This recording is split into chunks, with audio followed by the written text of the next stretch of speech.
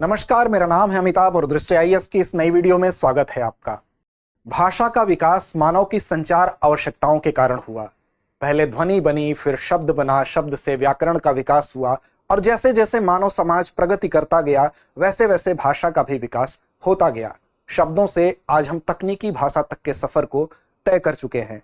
आज भाषा से संबंधित ही एक अन्य भाषा जिसको हम शास्त्रीय भाषा के रूप में जानते हैं, उसका जिक्र आपके सामने हम करेंगे।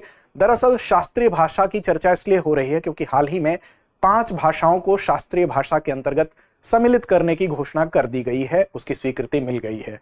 अब शास्त्रीय भाषा क्या होती है? तो शास्त्रीय भाषा की अगर बात करें तो ये जड़ों को समझने का एक माध्यम होती है। इसकी मदद से हम अपनी सांस्कृतिक पहचान और इतिहास को सजीव रख सकते हैं।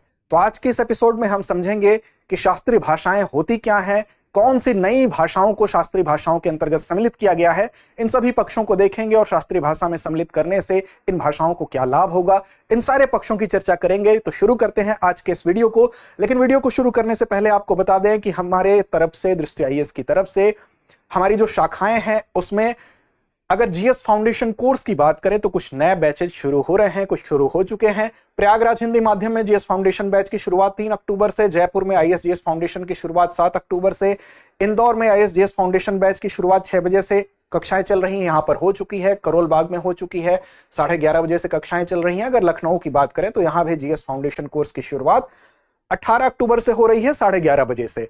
इसके अलावा इससे संबंधित अगर कोई विस्तृत जानकारी आप चाहते हैं तो आप 8751 पर कॉल कर सकते हैं और विस्तार से इसके विषय में आप जान सकते हैं। आइए सबसे पहले वीडियो की शुरुआत करते हैं और देखते हैं चर्चा के हमारे बिंदु कौन से होंगे। तो चर्चा के बिंदुओं की बात करें तो हमने खबर की बात की, चर्चा में क्यों है? क्योंकि 5 ऐसी भाषाएं हैं जिनको कि इसके अंतर्गत सम्मिलित किया गया है, इस वजह से इसकी चर्चा हो रही है। अब ऐसे में यह प्रासंगिक हो जाता है कि क्लासिकल लैंग्वेज कहते किसको है? परीक्षाओं में 2 बार ये अभी हाल फिलहाल की परीक्षाओं में पूछा जा चुका है, इसलिए यह सेक्शन आपके लिए महत्वपूर्ण भी है। क्या होता है इसके लिए मानदंड, क्राइटेरिया क्या होता है जिसके आधार पर क्लासिकल लैंग्वेज के अंतर्गत किसी भाषा को सम्मिलित किया जाता है? और इस क्राइटेरिया में कुछ बदलाव की बातें हो रही थी, वो बदलाव किए गए हैं हाल फिलहाल में। उन बदलावों के साथ साथ अभी विस्तृत रूप से वो बदलाव भी सामने आ जाएंगे। उसी के बाद इन भाषाओं को सम्मिलित किया गया है। क्या होता है इससे लाभ? क्लासिकल लैंग्वेज के अंतर्गत अगर भाषाएं सम्मिलित होंगी तो उससे उन भाषाओं को क्या लाभ होगा, उसको भी देखेंगे। एक अभ्यास प्रश्न की तरफ अंत में जाएंगे, उसकी जिम्मेदारी हम आप पर छोड़ेंगे। आप कमेंट बॉक्स में उसका सही उत्तर देने का प्रयास करेंगे। सामान्य अध्ययन की बात करें तो प्रश्न पत्र 1 से जोड़ के इस खंड को आप देख सकते हैं। चैनल को सब्सक्राइब नहीं किया तो कर लें। साथ ही इस कार्यक्रम की, इस वीडियो की अगर पीडीएफ प्राप्त करना चाहते हैं तो आप टेलीग्राम पर हमको फॉलो कर सकते हैं, लिंक आपको डिस्क्रिप्शन में मिल जाएगा।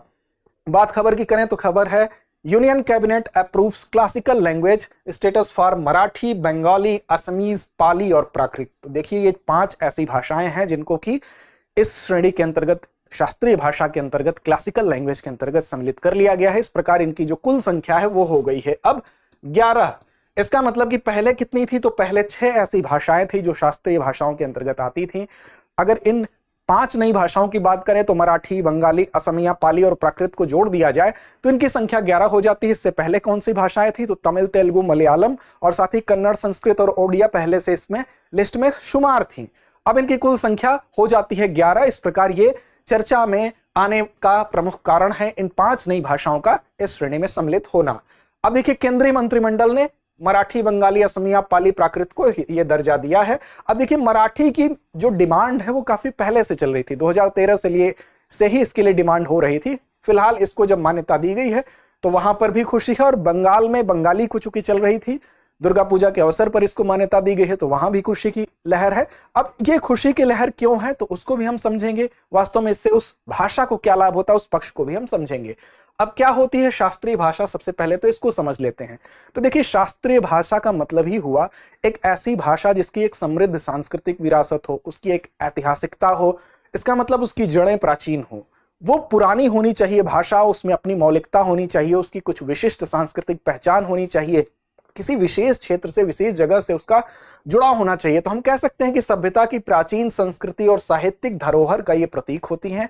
साथ साथ इसका विशेष ऐतिहासिक महत्व होता है, इसका हिस्टोरिकल इंपॉर्टेंस होता है। समृद्ध इसका साहित्य होगा, इसका लिटरेचर जो है वो रिच होना चाहिए। साथ ही साथ गहरी परंपराओं के कारण इसको शास्त्रीय का दर्जा दिया जाता है। मतलब ये एक स्पेशल कैटेगरी बनाई जाती है, एक श्रेणी बनाई जाती है जिसमें ये सारे गुण पाए जाते हैं। तो इस श्रेणी में सम्मिलित कर दिया जाता है। अब क्या होती है शास्त्रीय भाषा, तो देखिए इसके लिए 2004 में प्रयास शुरू हुआ। भारत सरकार ने शास्त्रीय भाषाएं एक शीर्षक से एक नई श्रेणी बनाई और 2004 में इसको बनाने का निर्णय लिया। हालांकि इसके लिए जो गाइडलाइन आई, जो मानदंड निर्धारित किए गए, वो 2006 में निर्धारित किए गए। लेकिन उन मानदंडों से पहले ही आप देखेंगे कि एक भाषा ऐसी है जो 2004 में ही और 2005 में ही, अर्थात दो भाषाएं आपकी हो जाएंगी, तमिल को 2004 में और संस्कृत को 2005 में इस श्रेणी के अंतर्गत सम्मिलित किया गया। हालांकि इसके लिए स्पेशली एक मानदंड निर्धारित किया गया, वो निर्धारण आपका 2006 में किया गया और उसके बाद भी कुछ भाषाएं सम्मिलित हुई। देखिए तमिल की अगर बात करें तो 2004 में सम्मिलित हुई, संस्कृत की बात करें तो 5 में हुई, तेलुगु की बात करें तो 2008 में हुई, कन्नड़ की बात करें 2008 में, मलयालम 2013 में, ओडिया 2014 में और अभी फिलहाल 2024 में 5 भाषाओं को और इस श्रेणी में सम्मिलित किया गया। अब इनकी संख्या इस प्रकार से 11 हो जाती है। अब क्या होता है वो मानदंड, देखिए पहले जो मानदंड थे या अभी तक हम जिन मानदंडों को जानते हैं, मोटा मोटी एक बार उनके पे नजर डालते हैं। हाल फिलहाल में जुलाई 2024 में इनमें एक आंशिक बदलाव हुआ है। अब वो बदलाव सामने आएंगे तो उसको भी लेके हम आपके सामने आएंगे। फिलहाल उन्हीं बदलावों के आधार पर इन 5 भाषाओं को जो अड़ंगा था उसको दूर करते हुए इनको सम्मिलित कर लिया गया है। अब देखिए इसमें जो भाषाई विशेषज्ञ समिति होती है उसके द्वारा कुछ मानदंड निर्धारित किए जाते हैं। अगर भाषा विज्ञान विशेषज्ञ समिति की बात करें तो यह संस्कृति मंत्रालय के अंतर्गत एक कमेटी होती है, एक समिति होती है। इसमें केंद्रीय गृह मंत्रालय और संस्कृति मंत्रालय दोनों के प्रतिनिधि शामिल होते हैं। साथ ही कुछ 4 या 5 भाषा विशेषज्ञ इसमें होते हैं, अर्थात एक्सपर्ट होते हैं, जो लैंग्वेज के एक्सपर्ट होते हैं वो इसमें सम्मिलित होते हैं। और इसकी अध्यक्षता कौन करता है, ये बहुत महत्वपूर्ण सवाल है, याद रखेंगे आप। इसकी अध्यक्षता साहित्य अकादमी के जो अध्यक्ष होते हैं उनके द्वारा की जाती है। तो इस प्रकार से ये जो कमेटी होती है संस्कृति मंत्रालय के अंतर्गत, भाषा विशेषज्ञ जो समिति है वो ही इसमें एक क्राइटेरिया बनाती है, मानदंड निर्धारित करती है। क्या वो क्राइटेरिया पहले था, तो इसमें एक सबसे पहले जो क्राइटेरिया था उसमें मूल रूप से देखिए 4 बातें होती हैं। एक तो ये काफी प्राचीन होनी चाहिए, उच्च पुरातनता इसकी एक पहली कंडीशन है। दूसरा यह कि इसकी एक मूल्यवान विरासत होनी चाहिए, एक सांस्कृतिक परंपरा होनी चाहिए। और तीसरी बात जो है इसमें मौलिकता होनी चाहिए। ऐसा ना हो कि किसी अन्य भाषा से मिला जुला के इसका निर्माण हो। ठीक वैसे ही जैसे कोई कविता लिखी जाती है, मौलिक रचना कोई होती है एक कवि के द्वारा खुद जो रचित होती है, ना कि किसी और जगह से कट कॉपी पेस्ट करके रचित की गई है, या ना तो किसी अन्य संसाधन का इस्तेमाल किया गया है, खुद उसकी सोच को जब वो उतारता है। तो इसी में भाषा की अपनी जो विशेषता है, विशिष्टता है, मौलिकता है, वो होनी चाहिए। तो ये 4 मुख्य बातें हैं। तो प्राचीनता की जहां तक बात है तो इसका लिखित रिकॉर्ड जो है, पहले के जो क्राइटेरिया में जो बात थी वो ये था कि 1500 से 2000 साल पुराना इसका जो है इतिहास होना चाहिए। 1500 से 2000 साल पहले का अगर लिखित इतिहास इसका मिलता है तो उसको इसके अंतर्गत शामिल करने की पहली कंडीशन ये फुलफिल करती है। प्राचीन साहित्य या ग्रंथ उस भाषा में उपलब्ध होने चाहिए, समृद्ध इसका साहित्य होना चाहिए, एक लिटरेचर होना चाहिए कि गद्य के साथ साथ पद्य भी होना चाहिए, उसमें जो है समृद्ध साहित्यिक परंपरा दिखाई देनी चाहिए जो मौजूदा साहित्य से अलग हो। इसका मतलब जो वर्तमान में जो साहित्य है उससे अलग प्राचीन साहित्यिक परंपरा इसमें दिखाई देनी चाहिए। ये ग्रंथ गद्य के अलावा काव्य भी होंगे, पुरालेखीय भी होंगे और अभिलेखीय साक्ष्य भी होंगे। ये सारे मिला के उसकी समृद्ध साहित्य को पुष्ट करते हैं। साथ ही साथ इस साहित्य को पीढ़ियों से संरक्षित किया जा रहा हो। इसका मतलब कि पीढ़ी दर पीढ़ी उसी लिटरेचर को आगे बढ़ाया जा रहा है, उसको संजो के रखा गया है।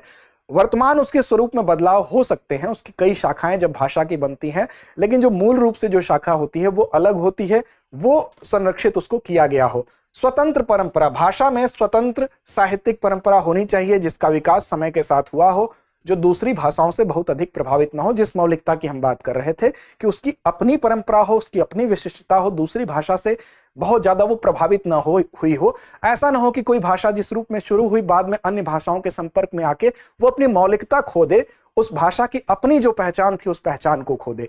तो इस चीज पर भी ध्यान देना है। तो ये 4 मुख्य विशेषताएं होनी चाहिए। अब क्या होता है लाभ, अब देखिए लाभ की बात हम करेंगे, लेकिन उससे पहले जितनी भाषाएं इसमें सम्मिलित रही हैं, अगर तमिल की बात कर ले, तमिल की प्राचीनता अगर आप देखेंगे तो 2000 से 2500 वर्ष पुराना तमिल साहित्य है, क्योंकि संगम साहित्य की आपने बात सुनी, संगम साहित्य से उसकी परंपरा शुरू होती है। वैसे अगर संस्कृत की बात कर लें तो भारतीय उपमहाद्वीप की सबसे प्राचीन भाषा के रूप में संस्कृत जानी जाती है। लगभग 3000 वर्ष पुरानी इसकी परंपरा है। वेद है, उपनिषद है, महाभारत है, रामायण है, विज्ञान, दर्शन और गणित में संस्कृत ने काफी योगदान दिया है। इसकी अपनी एक साहित्यिक परंपरा है। कन्नड़ की बात कर लें, 1500 वर्ष पुरानी परंपरा है। कवि राजमार्ग हो गया, वचन साहित्य हो गए, इसमें भी कन्नड़ में कई महाकाव्य लिखे गए, ये सारे हो गए। तेलुगु की बात कर ले, ये भी लगभग 2000 वर्ष पुरानी है। इटालियन ऑफ द ईस्ट कहा जाता है तेलुगु को, क्योंकि उच्चारण में इसके बहुत मधुरता होती है। इसी प्रकार मलयालम और ओडिया भी हैं।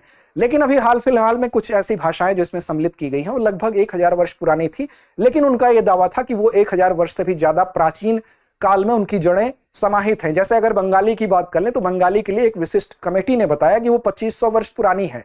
साथ ही साथ अगर उसके कुछ लिखित साक्ष्यों को तलाशा जाए तो 3री-4थी ईसा पूर्व तक जाती हैं। इसी प्रकार मराठी की भी बात की जाती है। पाली की बात कर ले तो पाली तो प्राचीन, इसकी प्राचीनता है ही 3री शताब्दी ईसा पूर्व में। आप देखेंगे थेरवाद बौद्ध ग्रंथों में इसका प्रयोग किया गया। तो कुल मिला के जो प्राचीनता है वो पहली कंडीशन है, और साथ साथ इसकी समृद्ध साहित्यिक विरासत है। तो इन सभी भाषाओं में ये चीज कॉमन हो। क्या होता है लाभ, क्यों ये लाभ की तरफ आकर्षित हो रहे हैं, क्यों ये चाहते हैं कि हम इस श्रेणी में शामिल हो? मराठी आखिर क्यों आंदोलन कर रही थी कि हमको इस श्रेणी में शामिल किया जाए? देखिए, इसके लाभ ये हैं। पहला तो यह है कि इस क्षेत्र में शोध और अध्ययन में बढ़ावा मिलता है। जब भी कोई लैंग्वेज क्लासिकल लैंग्वेज के अंतर्गत आएगी तो उसके लिए एक सेंटर ऑफ एक्सीलेंस स्थापित किया जाता है, एक उत्कृष्टता केंद्र स्थापित किया जाता है। वहां पर इस भाषा से संबंधित शोध किए जाएंगे, इस भाषा की जड़ों को और तलाशा जाएगा, उसके संबंध में विभिन्न ऐसी शोधात्मक गतिविधियां होंगी। साथ ही साथ इसको फाइनेंशियल हम कह सकते हैं जो सपोर्ट होता है वो भी दिया जाता है भाषा की उन्नति के लिए। जो वित्तीय सहायता होती है वो इस भाषा को आगे ले जाने में सहायता करती है। इसके अलावा इसके लिए जो विशिष्ट अध्ययन केंद्र बनाए जाते हैं, अगर कोई इस भाषा से संबंधित ज्ञान को अर्जित करना चाहता है तो इन अध्ययन केंद्रों में जाके इस भाषा को सीख सकता है, शोध और अनुसंधान कर सकता है। तो हम कह सकते हैं कि भाषा के अध्ययन को और बढ़ावा दिया जाता है, तो उस भाषा को के पनपने से उस क्षेत्र की संस्कृति भी पनपेगी। तो ये एक पहली कंडीशन है। साथ ही साथ यूजीसी से इन भाषाओं के लिए जितने केंद्रीय विश्वविद्यालय हैं वहां पर एक पीठों की स्थापना के लिए भी अनुरोध किया जा सकता है। ये इनको अधिकार मिल जाता है, और फिर अगर वो अनुरोध स्वीकार होता है तो वहां पर इसके लिए एक पीठ बनाई जा सकती है सेंट्रल यूनिवर्सिटीज के अंदर। इस भाषा से संबंधित जब कोई भी लैंग्वेज क्लासिकल लैंग्वेज होगी तो उस भाषा के अंतर्गत पुरस्कार और सम्मान भी विशिष्ट रूप से 2 प्रमुख वार्षिक अंतर्राष्ट्रीय पुरस्कार इसमें प्रदान किए जाते हैं। इससे हम कह सकते हैं कि उसको इनकरेज किया जाता है, उस भाषा की उन्नति को इनकरेज किया जाता है कि उस भाषा में अगर आप सराहनीय कार्य करते हैं, उस भाषा की उन्नति के लिए काम करते हैं तो आपको पुरस्कार और सम्मान भी प्राप्त होते हैं। तो ये दूसरा पक्ष है। रोजगार के अवसर देखिए सृजित होते हैं, क्योंकि जैसे ही कोई लैंग्वेज इस श्रेणी में आएगी इन भाषाओं के संरक्षण के लिए उसका दस्तावेजीकरण होगा, उसमें बुक्स छपेंगी, उसमें और ज्यादा रिसर्च पेपर्स छपेंगे, उसका डिजिटलीकरण होगा, उसका अनुवाद होगा। तो इन सारी चीजों के लिए रोजगार पनपेगा, रोजगार उत्पन्न होगा, क्योंकि इन सारी चीजों के लिए लोगों की जरूरत पड़ेगी। फिर प्रकाशन और शोध के क्षेत्र में भी रोजगार के अवसर बढ़ेंगे। साथ ही साथ भाषा का संरक्षण, इसमें देखिए जो प्राचीन ग्रंथ हैं उनका संरक्षण होगा, उनका दस्तावेजीकरण होगा, और साथ ही साथ किसी भी एक भाषा का एक टाइम के बाद लुप्त होने का खतरा होता है, जिस तरह से तकनीकी विकास हो रहा है। ऐसी दिशा में जब इस भाषा को उठाने के दिशा में ये प्रयास होंगे तो उस भाषा के लुप्त होने से बचने की जो हम कह सकते हैं जो संभावना है वो बढ़ जाती है, उसमें मदद मिलती है, और कई पीढ़ियों तक ये भाषा आगे के लिए जाने के रास्ते खुल जाते हैं। उस भाषा के लिए उस भाषा को प्रोत्साहन मिलता है। तो ये कुछ ऐसे लाभ हैं जो कि उस भाषा को राष्ट्रीय और अंतर्राष्ट्रीय स्तर पर तो ले ही जाते हैं, साथ साथ उसको फाइनेंशियल सपोर्ट भी करते हैं, उसमें पुरस्कार देते हैं, जिसके माध्यम से उस भाषा की उन्नति होती है।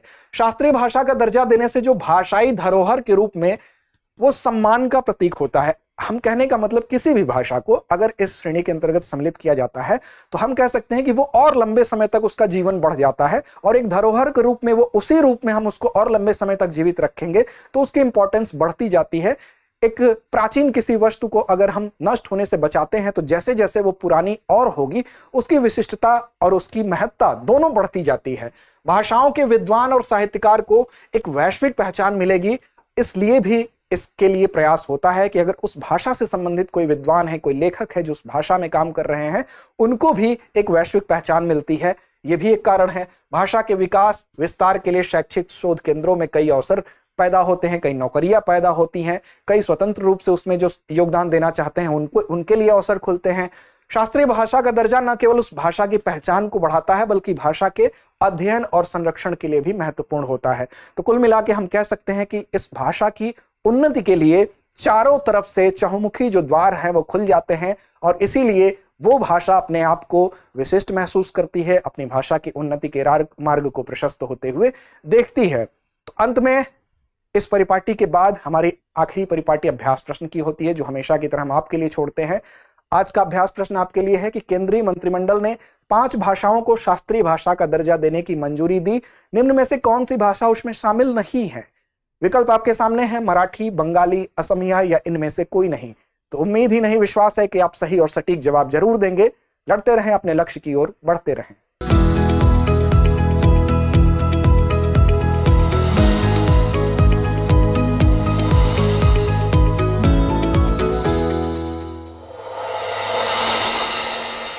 डियर व्यूअर्स, अपने एग्जाम की तैयारी को और बेहतर करने के लिए हमारे चैनल को लाइक, शेयर और सब्सक्राइब करना न भूलें।